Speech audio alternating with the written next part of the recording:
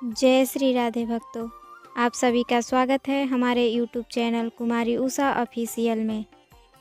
हिंदू धर्म में सोमवार का व्रत भगवान शिव को प्रसन्न करने का सबसे सरल और उत्तम मार्ग माना गया है। भगवान शिव, जिन्हें हम भोलेनाथ भी कहते हैं, वे बहुत दयालु हैं और अपने भक्तों की पुकार बहुत जल्दी सुनते हैं। मान्यता है कि जो कोई भी सोमवार का व्रत रखता है और श्रद्धापूर्वक इसकी कथा सुनता है, उसके जीवन से धन की कमी, मानसिक तनाव और विवाह में आने वाली बाधाएं हमेशा के लिए दूर हो जाती हैं। आज के इस वीडियो में आप सब सुनेंगे सोमवार व्रत की संपूर्ण और अत्यंत फलदायी कथा। तो चलिए अपने मन को शांत कर महादेव का ध्यान करते हुए इस पवित्र कथा को शुरू करते हैं।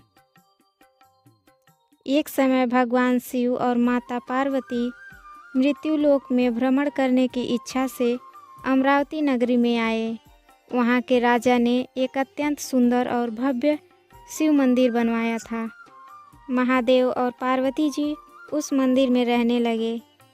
एक दिन माता पार्वती ने भगवान शिव से कहा, हे नाथ, आज चौसर खेलने की इच्छा है। खेल प्रारंभ हुआ। उसी समय मंदिर का पुजारी वहाँ आया। पार्वती जी ने पुजारी से पूछा, पुजारी जी बताइए, इस बाजी में किसकी जीत होगी। पुजारी ब्राह्मण था और उसने बिना सोचे समझे कह दिया, महादेव ही जीतेंगे।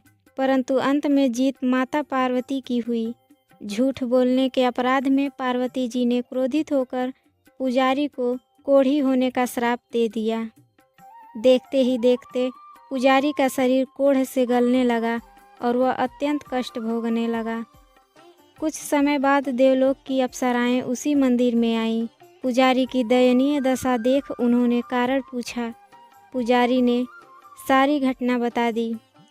तब अप्सराओं ने कहा, पुजारी जी, आप दुखी न हो, आप 16 सोमवार का व्रत रखें, महादेव आपके सारे कष्ट दूर कर देंगे। पुजारी ने व्रत की विधि पूछी। अप्सराओं ने बताया, सोमवार के दिन स्नान करके स्वच्छ वस्त्र पहने, आधा सेर गेहूं के आटे का चूरमा बनाएं और उसके 3 हिस्से करें। प्रदोष काल में भगवान शिव की पूजा करें। एक हिस्सा भगवान को अर्पण करें, दूसरा भक्तों में बांटें और तीसरा हिस्सा स्वयं प्रसाद के रूप में ग्रहण करें। ऐसा लगातार 16 सोमवार तक करें और 17वें सोमवार को 5.25 सेर आटे का चूरमा बनाकर उद्यापन करें। आपकी व्याधि अवश्य दूर होगी। इतना कहकर अप्सराएं स्वर्ग चली गईं। पुजारी ने श्रद्धापूर्वक यह व्रत किया और वह रोग मुक्त होकर पहले जैसा सुंदर हो गया। कुछ दिनों बाद जब शिव पार्वती पुनः उस मंदिर में आए तो पुजारी को स्वस्थ देख पार्वती जी ने आश्चर्य से पूछा कि उसने कोढ़ से मुक्ति कैसे पाई। पुजारी ने उन्हें 16 सोमवार व्रत की महिमा सुनाई।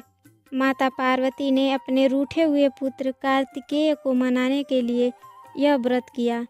व्रत के प्रभाव से कार्तिकेय जी का मन बदला और वे माता के पास लौट आए। कार्तिकेय जी ने जब इस परिवर्तन का कारण पूछा तो माता ने व्रत के बारे में बताया। इसके बाद कार्तिकेय जी ने अपने एक बिछड़े हुए ब्राह्मण मित्र से मिलने के लिए यह व्रत किया।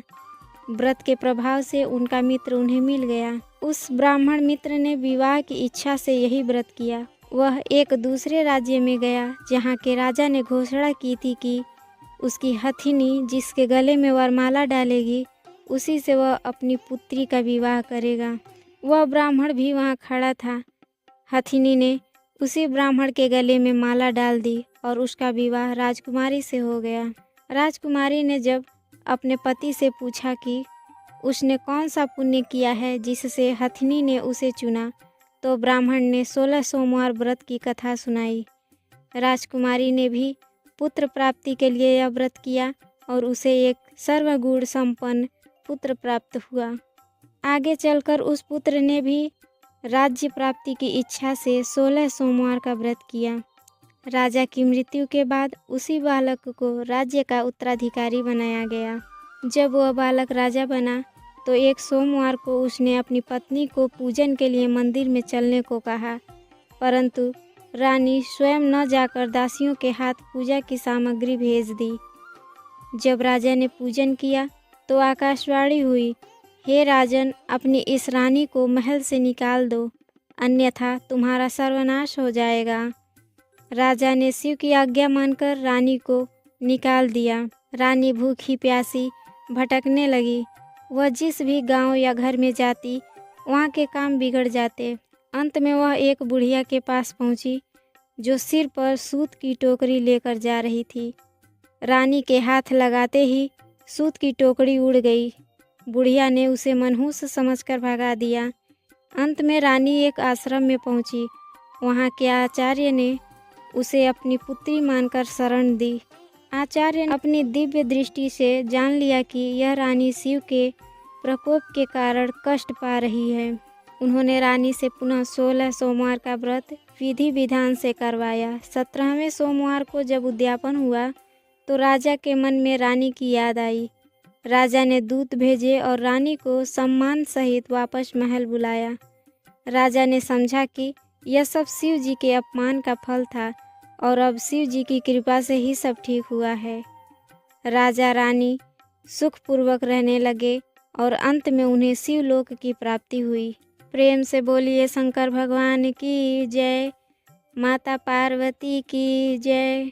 तो भक्तों, यह थी सोमवार व्रत की संपूर्ण कथा।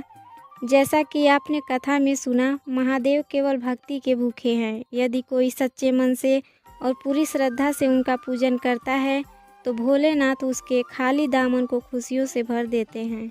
हम प्रार्थना करते हैं कि भगवान शिव आपकी और आपके परिवार की सभी मनोकामनाएं पूर्ण करें और आपको सुख समृद्धि प्रदान करें। अगर आपको यह कथा पसंद आई हो तो इस वीडियो को लाइक करें और कमेंट में हर हर महादेव लिखना न भूलें। भगवान शिव की कृपा पाने के लिए इस वीडियो को अपने प्रियजनों के साथ शेयर करें। ऐसे ही और पौराणिक कथाओं के लिए हमारे चैनल को सब्सक्राइब करें। मिलते हैं अगले वीडियो में, तब तक के लिए धन्यवाद।